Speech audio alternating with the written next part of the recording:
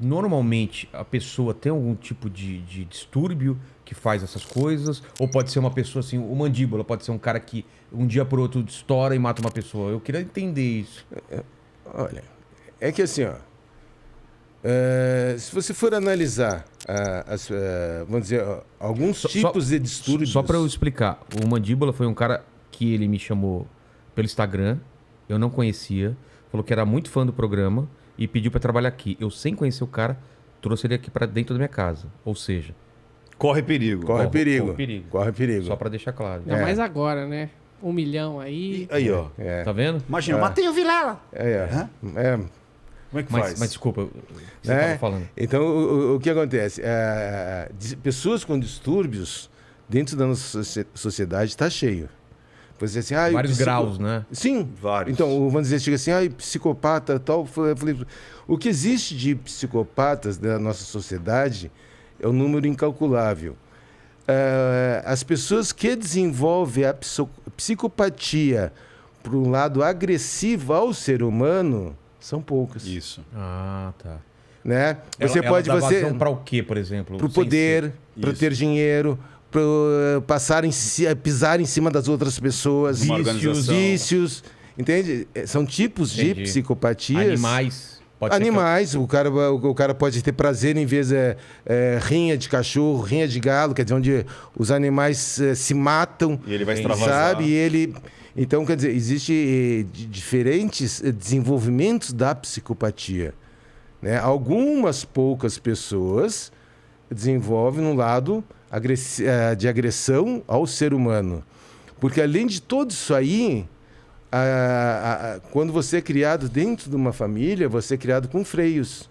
Isso que eu então falo, você aprende que chama-se os fatores externos, exógenos, né?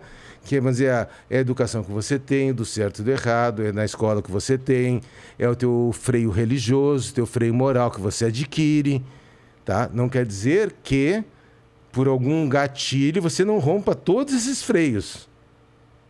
Né? E uma vez rompido, você não tem como voltar, fechar essas portas. Entendi. Né? Então, o que acontece? Está cheio na nossa sociedade esse tipo de gente. Né? O freio pode ser religião... Religião, educação, a moral, a amizade, o meio, tudo isso. Se você tem, vamos supor o seguinte, se você tem leis fortes, onde você vê aquele que comete o crime ser punido, é um freio. É um freio. Agora, no momento que você vê aquele cara que começou um homicídio, ele passou 15 anos para ser punido, você chega, isso aí não funciona. Ou ele é solto logo em seguida. Ou ele é solto logo em seguida, quer dizer, então vai quebrando parâmetros morais que se cria. Eu dou um exemplo assim, a minha mãe costumava dizer, olha, quem fuma maconha morre. Então a gente, criança, quem fuma maconha morre.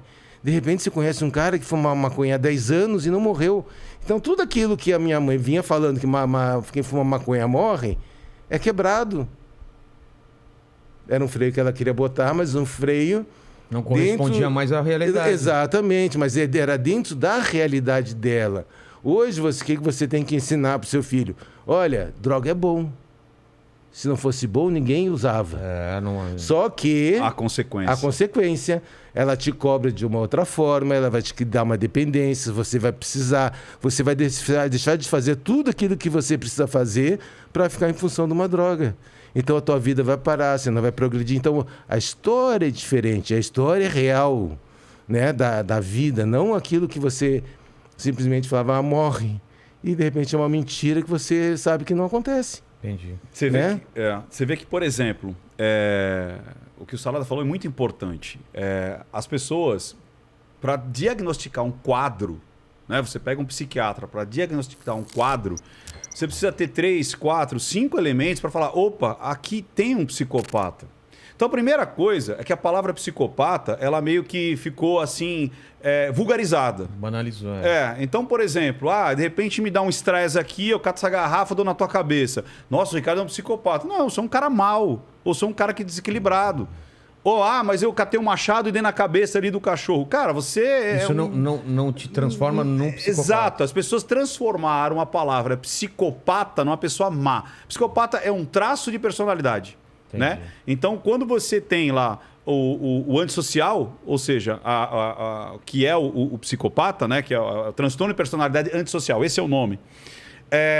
Você pode, como disse o Salada, de repente, imagina dois psicopatinhas. Só que um nasce dentro do PCC e o outro nasce dentro de um mosteiro budista. Será que os dois vão ter a mesma condição, de repente, de ruindade, de realização? Eu chamo isso de portas abertas e portas fechadas. É oportunidade.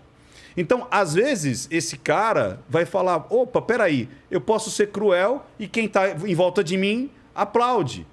E ele vai escalando isso. Porque normalmente você começa com uma maldade, às vezes com um irmãozinho, com um animalzinho, e aí você vai escalando. E cada vez você quer mais. Por quê? Porque aquilo que você fez a primeira vez já não tem tanto, não te dá tanto tesão. Você precisa de mais adrenalina, você precisa de mais emoção para conseguir. Agora, se você nasce lá num mosteiro, você pode ser simplesmente o cara lá, o grande guru, que de repente vai falar assim, você vai ficar de joelho aí 3 horas, você vai ter que ficar sem comer 3 dias. Então ele vai expor essa vontade dele de outras maneiras.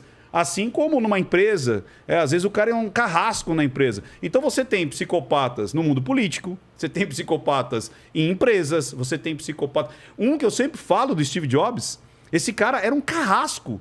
O cara, ele era colocava os engenheiros para trabalhar, às vezes mais de 24 horas seguidas para entregar conteúdo. Tanto é que ninguém suportava mais ele foi mandado embora da Apple. De tanto que ninguém aguentava o comportamento dele. Você entendeu? E você encontra... Ele canalizou para isso. E você encontra psicopatas dentro de casa, né? Que destrói às vezes um filho, destrói às vezes a mulher, porque é onde ele consegue chegar. Você encontra pessoas sendo gurus espirituais. Você encontra a psicopatia em vários lugares. Então, não é uma caixinha fechada. Não é uma situação que todos vão ser iguais, todos vão ser da mesma ordem, né? Mas quais são alguns parâmetros para a gente falar isso é ou não é? Por exemplo, ele tem que repetir isso aí. Não adianta fazer uma vez só. Tá. Porque pode ser uma explosão, pode ser... Inclusive, pode ser um cara que tenha... o cara pode ser borderline. Então, ele estoura, que a gente pode depois até entrar em alguns casos que você citou... eu vejo mais como borderline do que psicopatia. Tá. Desses casos que a gente citou, mas vamos deixar aqui quando chegar lá no caso. Tá. E isso, e aí o que o Salada falou de abrir o quadro. Muitas vezes a pessoa ela tem uma vida normal. E aí, normalmente, na juventude, no início da juventude, abre o quadro do narcisismo, da esquizofrenia, da psicopatia, que o cara ele se revela para o mundo. É aquela coisa que é muito mais contida. E quando se revela, aquele gosto, aquele prazer... você não volta mais, você não fecha mais.